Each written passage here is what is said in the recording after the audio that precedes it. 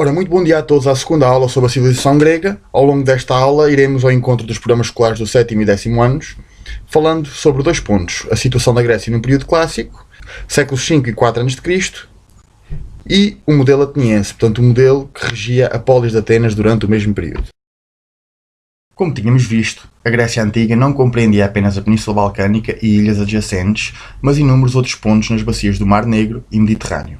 Tudo isto começou com o enfortalecimento do modelo político da cidade-estado face ao anterior modelo dos reinos, presente nos períodos pré-homérico e homérico, o que levou a uma diáspora ao longo do período arcaico, séculos 8 a 6 a.C. Quando uma cidade se encontrava sobrepopulada, ameaçando entrar numa situação de insustentabilidade, era frequente organizar-se uma expedição onde um grupo de homens e mulheres renunciavam ao seu estatuto de cidadãos daquela cidade, indo procurar novas terras onde pudessem fundar nova cidade. Esta segunda polis não teria qualquer ligação política à cidade original, contudo mantinham-se os laços culturais e comerciais. Devido a isto, podemos dizer que a Grécia do período clássico era um gigantesco conjunto de estados independentes, mais de 2000. Podemos encontrar uma explicação para este facto nas condições geográficas do território balcânico. Solo montanhoso, cortado por vales profundos e pequenas planícies. O litoral é bastante recortado em golfos e bacias. O clima é seco, com verões muito quentes. A enorme escassez de chuva torna os cursos de água bastante reduzidos e pouco importantes, com poucas terras cultiváveis em seu redor. De facto, o solo cultivável da Península Balcânica equivale a menos de um quinto do total, levando constantemente os gregos à procura de terras mais férteis a quando da sua expansão. Por outro lado, o relevo acidentado contribuiu para o isolamento das cidades, obrigando-as a depender delas próprias, buscando uma situação de autarcia, independência económica. Como podemos ver, a unidade política na Grécia do período clássico era a cidade-estado, a polis, sendo o plural poleis, havendo milhares de poleis por todo o mundo grego.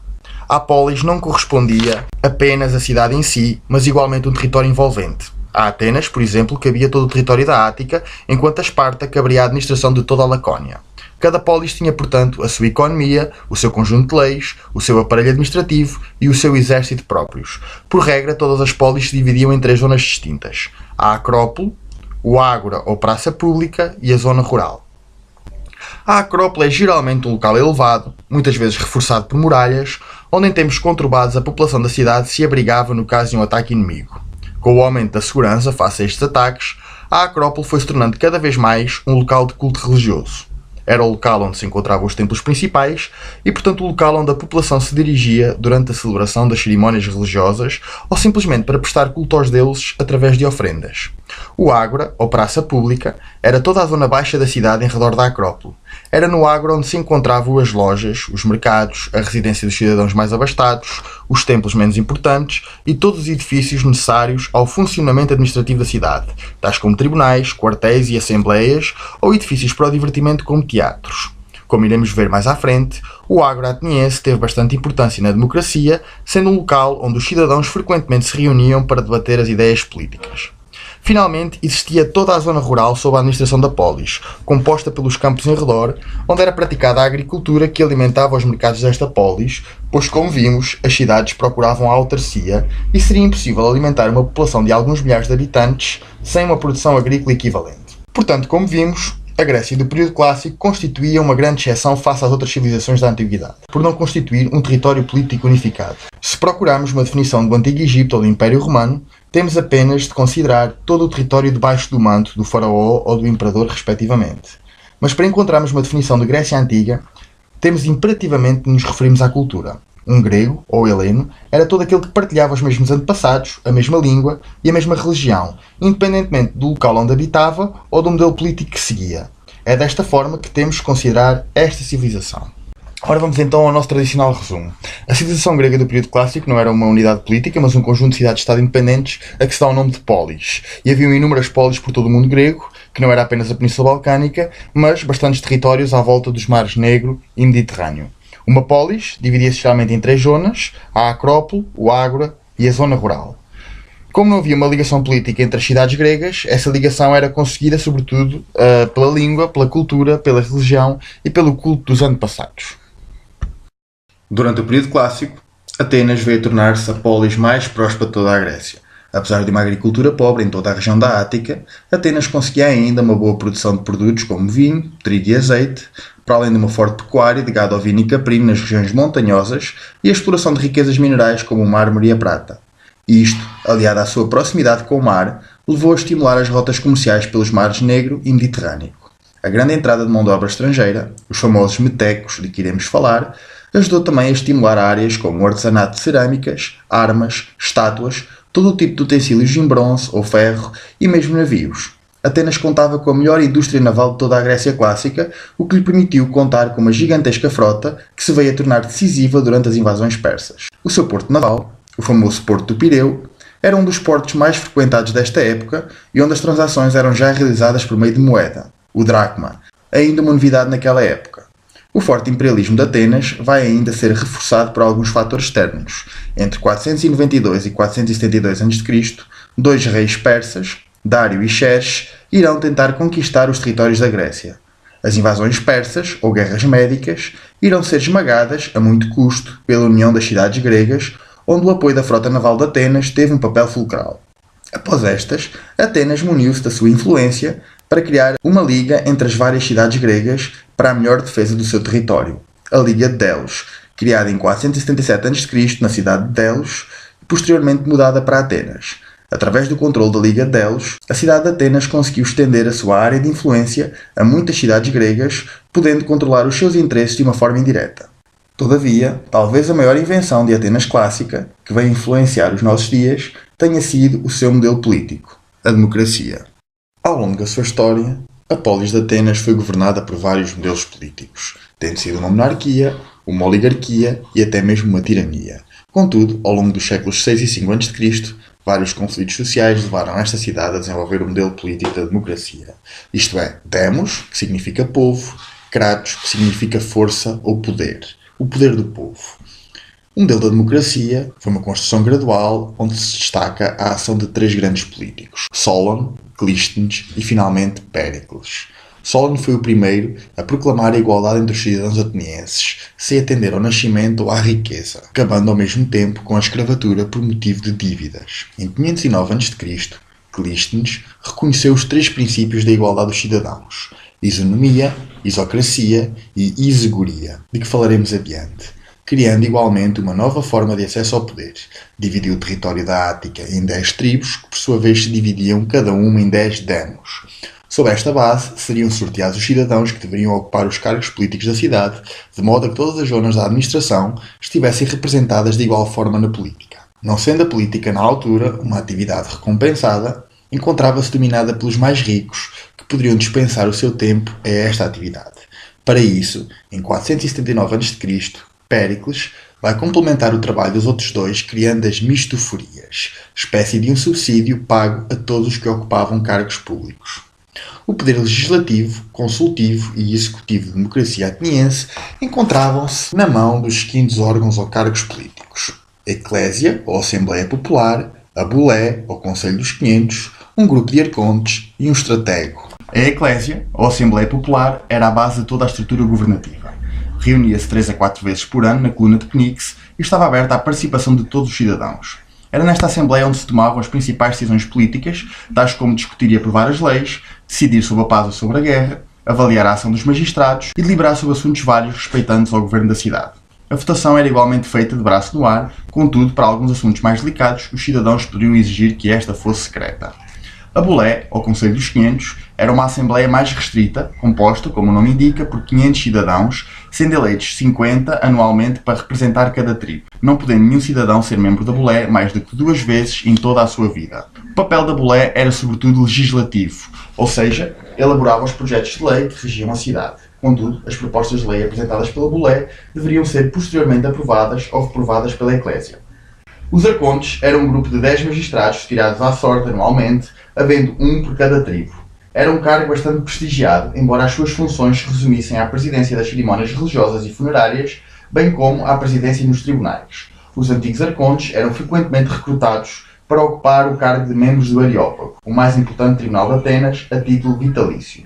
Os estrategos, à razão de um para toda a cidade, eram eleitos com base nas suas competências e o seu papel era comandar o exército e a marinha da cidade. Como já tínhamos visto, Os séculos V e VI a.C. foram séculos de intensas guerras, como as invasões persas ou a Guerra do Peloponeso, o que tornou estes estrategos verdadeiros chefes de Atenas. Entre os estrategos mais destacados ficaram famosos nomes como Temístocles, Cimon, Alcibíades e, sobretudo, Péricles, que dominou a política ateniense por mais de 3 décadas, ficando para a história como um dos homens mais notáveis do seu tempo. A fim de ser administrada a justiça em Atenas, eram utilizados 2 tribunais, o Areópago e o Elieu. O Areópago era formado por antigos arcontes que ocupavam cargos neste tribunal de forma vitalícia. Durante muito tempo foi o tribunal mais importante de Atenas. Contudo, no século V tinha apenas por base julgar os crimes de homicídio e desrespeito aos deuses da cidade. Os restantes crimes ou ocorrências eram julgados no Elieu, o tribunal popular, constituído por 6.000 juízes, todos com mais de 30 anos, sorteados anualmente à razão de 600 por tribo. Nestes, eram ouvidos os discursos da acusação e do réu, onde depois os juízes se pronunciavam a favor da absolvição ou da condenação. Ao contrário das democracias atuais, a democracia ateniense do período clássico era uma democracia direta, ou seja, onde os próprios cidadãos tomavam parte ativa na legislação, execução e julgamento das leis. Contudo, era apesar de tudo bastante limitada, como iremos ver, pois nem todos os habitantes da polis tinham o estatuto de cidadãos. Dos cerca de 400.000 indivíduos que habitavam a cidade ou a sua periferia, apenas 40.000 eram cidadãos, ou seja, cerca de 1/10 da população. Podemos concluir que a democracia ateniense era assim feita por uma escassa minoria. A sociedade ateniense limitava-se em 3 grupos: cidadãos, metecos ou estrangeiros e escravos, havendo ainda a possibilidade de delimitar um 4º grupo composto pelas mulheres. Para se ter o estatuto de cidadão, era necessário, em primeiro lugar, nascer-se homem e filho de pai e mãe atenienses. Ao atingir os 18 anos, estes jovens poderiam inscrever nos registros da Demos, tendo de cumprir o serviço militar durante 2 anos. Fim deste processo, seriam cidadãos de pleno direito e poderiam ocupar os seus lugares na política e administração da cidade. Em 509 a.C., Clístenes definiu os 3 direitos base da igualdade dos cidadãos: isonomia, isegoria e isocracia. Isonomia era a igualdade perante a lei ateniense, não podendo haver privilégios baseados na riqueza ou no nascimento. Isegoria, que era a liberdade do uso da palavra e da defesa de opinião. A nenhum cidadão podia ser vedada o uso da palavra, exceto se esta comprometesse os interesses de Estado. Isocracia era a igualdade de todos os cidadãos de poder ocupar cargos públicos ou políticos. Para além do monopólio do poder político, os cidadãos de Atenas eram ainda os únicos que podiam ter bens de raiz, terrenos ou edifícios, dentro da área administrativa da polis. Este monopólio da propriedade levou a que muitos vivessem exclusivamente de rendas, podendo assim dedicar muito tempo à política da cidade, embora atualmente se tenha concluído que era raro o cidadão que não se dedicava a um outro ofício, por mais rico que fosse. As mulheres de Atenas não eram consideradas cidadãs, mas apenas mulheres, não fazendo parte do corpo cívico, nem sequer podendo administrar bens. Quando jovens, encontravam-se sob a tutela dos pais e, após o casamento, passariam para a tutela dos maridos. Os divórcios eram possíveis, bastando para isso a restituição do dote. Caso enviuvassem, ficariam sob a autoridade do filho mais velho ou do parente masculino mais próximo. As mulheres mais ricas passariam a maior parte da sua vida numa secção própria da casa, a que se dá o nome de gineceu, geralmente acompanhadas por grande número de escravas. Não podiam assistir às reuniões familiares e, das raras vezes que saíam de casa, geralmente para assistir a celebrações religiosas, deveriam ser acompanhadas por uma escrava. Maior liberdade tinham as mulheres mais pobres, pois geralmente tinham de acompanhar o marido no trabalho de modo a conseguir o sustento doméstico. Esta discriminação sexual, que nos poderá parecer estranha provindo de uma civilização como a grega, era, no entanto, sustentada por grandes pensadores como Aristóteles. Os metecos eram estrangeiros que residiam na cidade, podendo ser outros gregos de outras cidades ou bárbaros, indivíduos exteriores à cultura grega. Os metecos não podiam participar na vida política da polis, nem sequer possuir propriedades, e tinham ainda de pagar um imposto. O metécio podiam apenas recorrer aos tribunais, desde representados pelo cidadão, e participar nas celebrações religiosas. Como não podiam ter propriedades e, portanto, viver de rendas, os metecos eram sobretudo artesãos e comerciantes, sendo talvez o grupo mais importante para o desenvolvimento da economia ateniense. Embora fossem raríssimos tais casos, alguns metecos conseguiram o estatuto de cidadãos, sobretudo como recompensa por grandes feitos militares. Finalmente, existia o grupo dos escravos, cerca de metade da população, que eram geralmente prisioneiros de guerra, ou comprados nos mercados da Ásia Menor, ou até mesmo gregos condenados à escravidão pela prática de algum crime. Estes podiam ser propriedade do Estado ou propriedade de um particular. Eram considerados objetos, não lhes sendo reconhecido qualquer direito civil, nem direito à família ou a possuir bens. Os escravos desempenhavam todo o tipo de trabalhos, desde homens de leite, artesãos, trabalhadores rurais, pedreiros, mineiros ou outros. Frequentemente um escravo poderia exercer outra profissão para além dos seus deveres para com o dono, contudo, nestes casos, metade do seu salário deveria ser pago ao seu senhor. Como podemos concluir, a democracia ateniense possuía bastantes limitações face à maioria das democracias atuais, ao não reconhecer todos os habitantes como parte do corpo cívico, a discriminação sexual e a limitação na igualdade do género humano, o que é patente na existência da escravatura. Ora, muito bem, vamos então ao nosso resumo. Durante o período clássico, a cidade de Atenas tornou-se a polis mais próspera de toda a Grécia. Devido à sua grande frota naval, teve um papel de destaque na derrota dos persas. Anos depois, levou à criação da Liga de Delos, que passou a dominar, estendendo a sua influência a bastantes cidades do mundo grego. Provavelmente estes sucessos desenvolveu um modelo político que se tornou uma referência não só no mundo grego, mas por todos os séculos vindouros, servindo de inspiração à maioria dos estados atuais. Os principais órgãos da administração pública de Atenas eram a Eclésia, a Bulé, um grupo de arcontes, um estratego e os tribunais de Areópago e Elieu. A democracia é o poder do povo, sendo controlada pelos cidadãos de Atenas. Contudo, estes eram uma escassa minoria de 10%. Para ser cidadão, era necessário ser-se homem, filho de atenienses, e ter cumprido o serviço militar. Os cidadãos eram os únicos que podiam exercer cargos públicos e ser proprietários de terrenos ou edifícios em Atenas. Em 509 a.C., Clístenes definiu os 3 direitos base de todos os cidadãos atenienses: isonomia, isegoria e isocracia. As mulheres de Atenas não eram cidadãs, mas apenas mulheres, tendo um papel social bastante reduzido. Não podiam ocupar cargos públicos, nem administrar bens ou ser proprietárias. O seu papel era cuidar do lar, sendo que as mais ricas raramente o abandonavam, ficando confinadas a uma área de casa denominada gineceu. Os estrangeiros ou metecos não podiam ser proprietários de bens de raiz ou eleger ou ter cargos públicos. Todavia, dado que ocupavam maioritariamente o papel de artesãos e comerciantes, tinham bastante influência na economia ateniense. Finalmente, os escravos eram considerados simples objetos de trabalho e não tinham quaisquer direitos. Eram, contudo, mais de metade da população ateniense. A democracia ateniense, apesar de direta, era, contudo, bastante limitada ao não defender os interesses de toda a população. Cumprindo a tradição, aqui temos de novo o nosso sumário. Na próxima aula iremos aprofundar o caso espartano e falar um pouco sobre a religião, a cultura e a arte gregas. Mas até lá, não se esqueçam de subscrever este canal. Até à próxima!